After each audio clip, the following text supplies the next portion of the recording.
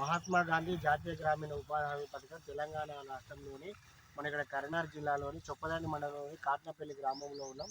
మనం ఇప్పుడు వేప చెట్లు పెంచడం జరుగుతూ ఉంది. నర్సరీలు నా భూతో నా భవిష్యత్తు అన్న విధంగా మరొక ఇక్కడ కొత్తగా ఒక 8 బెడ్లు తయారు చేసుకోవడం జరిగింది. వనసేవకు ఉన్నది ఇక్కడ చూడొచ్చు. ఏం పేరు అమ్మ నీ పేరు?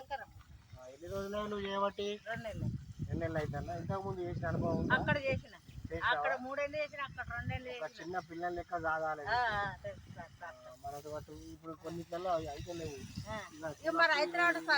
ఇప్పుడు ఇదేమో వేప. ఇదేంటిదమ్మా? ఇది తంగేడు. తంగేడు పెట్టిన మళ్ళీ పెట్టిన ఇదేమో తంగేడు. అది అల్లనేరుడు. అల్లనేరుడి చెట్టు మనం ఇక్కడ చూడొచ్చు. తర్వాత ఇది రాగి చెట్టు. రాగి.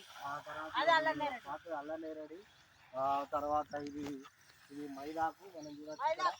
ఇది మైదాకు అంటే మైదాకి ఎర్ర పడుతుంది ఇక్కడ చేసుకుంటే. దీన్ని ఇక్కడ తర్వాత వచ్చేసి ఇక్కడ మనము ఇది జామ.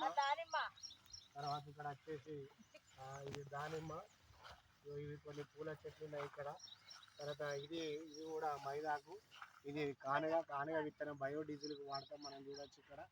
మరి ఇది ఒక మన నర్సరీ పెంపకం. ఇది మనకు పులిచింతన. ఇది వెలుగ చెట్టు. మనం ఇప్పుడు ఏంటంటే గణపతికి వెలుగ పండు పెడతాం. అదే ఈ గణపతి అంటే ఈ వెలుగ పండు యొక్క తొక్కు పెట్టుకున్నాం అనుకో చాలా బాగుంటుంది. అది గట్టిది. ఇది ఎక్కువ అంటే ఏనుగులు తినేది వెలుగ పండు. మనకు అందరికీ తెలిసినటువంటి విషయమే. చూడొచ్చు.